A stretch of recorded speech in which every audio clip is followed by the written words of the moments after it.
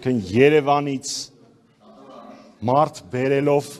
ու քո համաքաղաքացիներին բռնել տալով փորձում ես դառնալ համայնքի ղեկավար,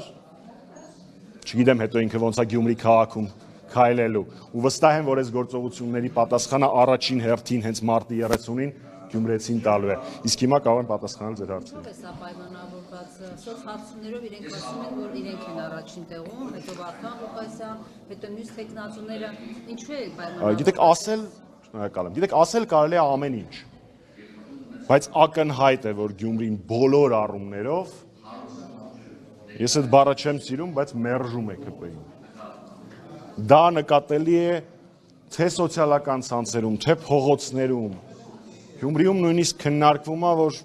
անընդունելի է, որ որևէ մեկը ԿՊ-ին ձայն տա։ Իմիջիայլոց, ուշադրություն, սիրելի գյումրեցիներ,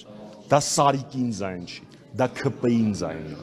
Դա Նիկոլ Փաշինյանին ձայն է, որովհետև Սարիկ Մինասյանը համաձայնվել է, որ հիմա Նիկոլ Փաշինյանը միացնի ռեպրեսիվ ապարատը։ Ինքը ուզում է համայնքի ղեկավար դառնալ ռեպրեսիվ ապարատի օգտագործմամբ։ Այնպես որ եթե նույնիսկ առաջ ինչ որ մեկի մոտ կասկածներ կարող էր լինել, ապա հիմա միանշանակ Սարիկ Մինասյան եւ Նիկոլ Փաշինյան անունները հոմանիշ են։ Ուղղակի Նիկոլ Փաշինյանը Գյումրիում հանդես է գալիս Սարիկ Մինասյանի դեմքով։ Իշխանությունները վախի մեջ, վախի մթնոլորտի մեջ են։ Գյումրեցիներին դրա համար գնում են նմանք։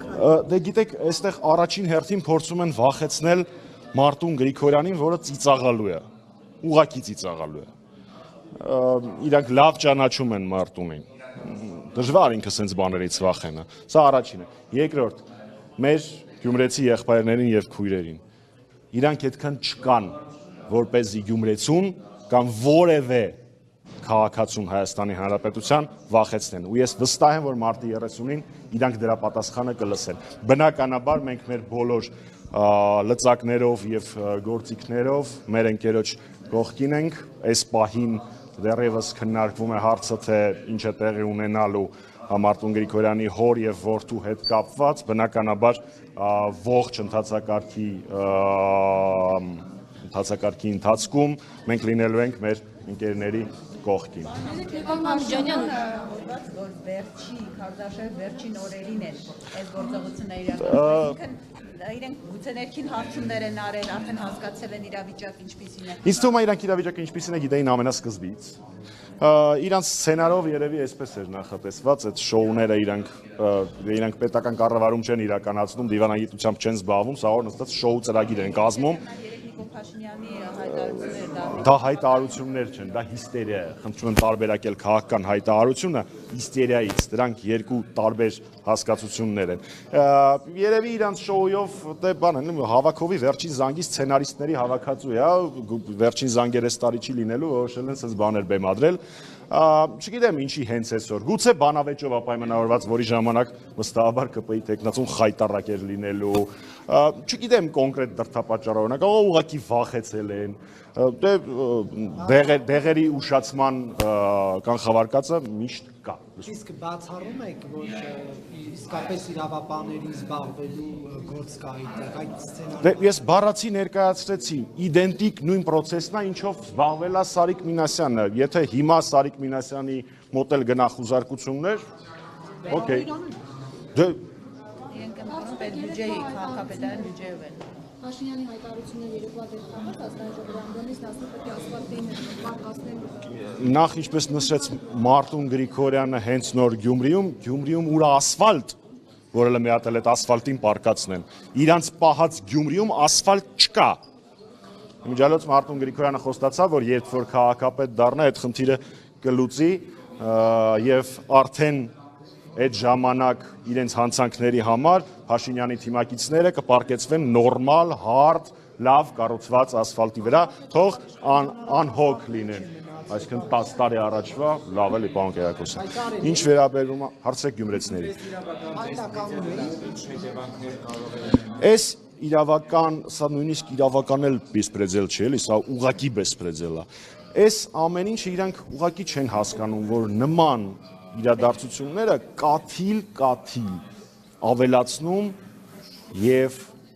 անհրաժեշտ աստիճանի են հասցնում մեր համաքաղաքացիների ջղայնության աստիճանը։ Իմիջայլոց ներողություն եմ խնդրում։ Բոլոր ԿՊԱ-կաններ ուշադիր նորից միացնում եք Հովիկ Աղազարյանի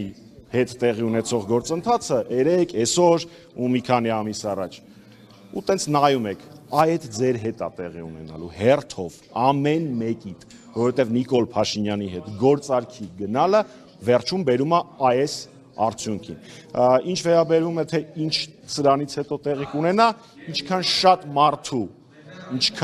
շատ մարդու մոտ կայունանա այն մտածողությունը, որ Փաշինյանը փորձում է կերտել ավտոկրատիա, դիկտատուրա, այնքան ավելի շուտ այդ ամբողջը կավարտվի։ Իսկ ժամավաճառությամբ չզբաղվող Աննա Վարդապետյանը անելիք չունի։ Ես եկեք համարեմ, որ Աննա Վարդապետյանը ինքը պետք է որոշի ինչ անելիք ունի, ինչ անելիք չունի։ Փաշինյանը երեք խոսում էր Արցախյան շարժումը փակելու մասին, պարոն Ամիջանյան, սա ում էր ուղղված, ադրբեջանական կողմին էր ուղղված, արցախահայերին էր ուղղված, որ որևէ բանից չբողոքեք, ում էր ուղղված այս կոչը։ Գիտեք, ինքը վաղուց արդեն խոսում է Ադրբեջանի եւ Թուրքիայի համար բացառապես, որտեղ այստեղ իրան լսող չկա։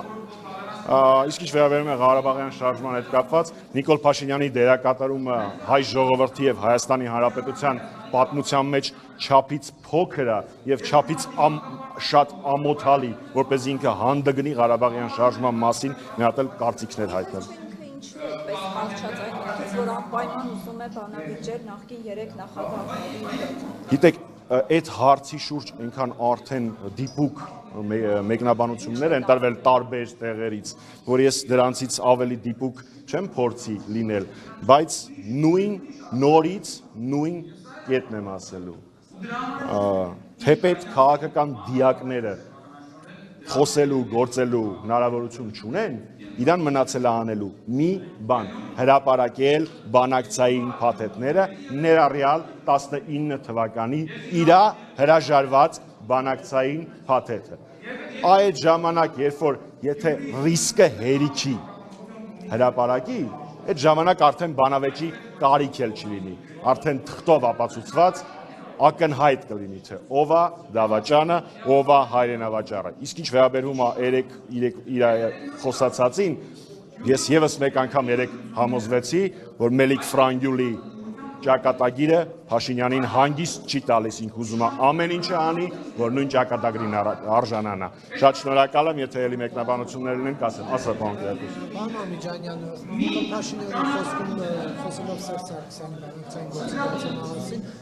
տվեց թիմի կապիտուլյան ձևակերպումը, նշելով, որ վերևը գործընթացը հասցրել էր փակուղում եւ նկատի ունենալով Սերժ Սարգսյանի հայտարարությունը որպես վարչապետի թեկնածու, որ գործընթացը բանակցային չկա, Շատ լավ, ես հասկացա հարցը։ Նախ, եկեք ֆիքսենք, սիրելիներս, նախագահ Սարգսյանի 20 թվականին արած ճշգրիտ որակումը, մականունը, այնքան պինդ է ԿՊ Փաշինյանին, որ իրան ավելի շատ կապիտուլյանտ են ասում, քան Նիկոլ Փաշինյան։ Դա իրան հանգիստ չի տալի, 5 տարի մտածել է ինչ պատասխանի, ու լավագույնը ինչ ինքը հորինեց, վեր կանա ասի կապիտուլյանտը դու ես։ Դե ինձ թվում է մանկապարտեզի մակարդակի արձագանքներին մեկնաբանություն տալու կարիք չկա, իսկ ինչ վերաբերում է ձեր հարցի մյուս հատվածին, կապված ապրիլ ամսին վարչապետի ընտրության ժամանակ նախագահ Սարգսյանի, պատգամավոր Կարեն Բեկարյանի հարցին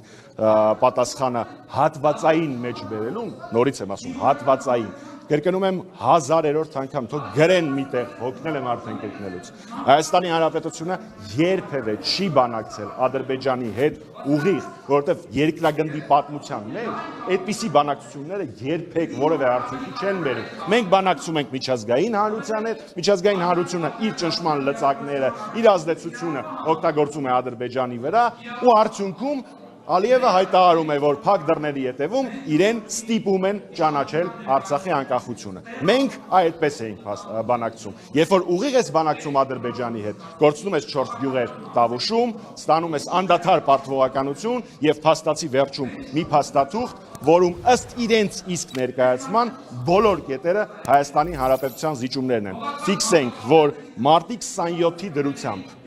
որևէ տեղ ոչ հանձնաժողովում ԱԳՆ նախարարը, ոչ ազգային ժողովում վարչապետի աթոռին նստածը, այդպես էլ մի անգամ չի պատասխանել մոտ 10 անգամ իմ գործընկերների հնչեցրած հարցին։ Բա լավ, այս պատմության մեջ Ադրբեջանի զիջումը ո՞րն է, որովհետև այդ զիջումը այդ փաստաթղթում չկա։ Շնորհակալություն։